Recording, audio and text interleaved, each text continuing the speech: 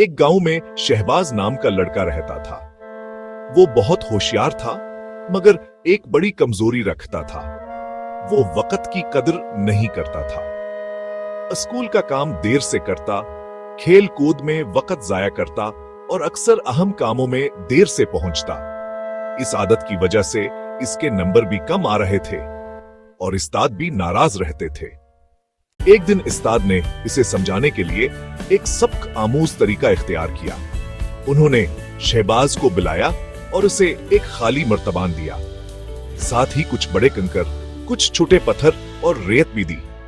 उस्ताद ने कहा, इस मर्तबान को भरकर दिखाओ।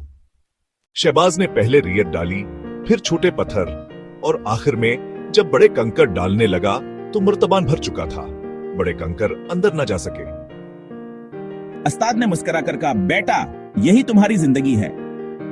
अगर तुम पहले छोटे और गैर जरूरी कामों में वक्त जाया करोगे तो अहम कामों के लिए वक्त बाकी नहीं बचेगा। इस बात ने शहबाज की आंखें खोल दी। उसने फैसला किया कि वो अब वक्त की सही ही कदर करेगा, पहले जरूरी काम करेगा और वक्त जाया नहीं करेगा। कुछ ही दिनों में उसकी जिंदगी बदल गई। नंबर बेहतर हुए, घर वाले खुश और उस्ताद मुतमईन। सबक: वक्त एक कीमती नेमत है, जो इसकी कदर करे वही कामयाब होता है।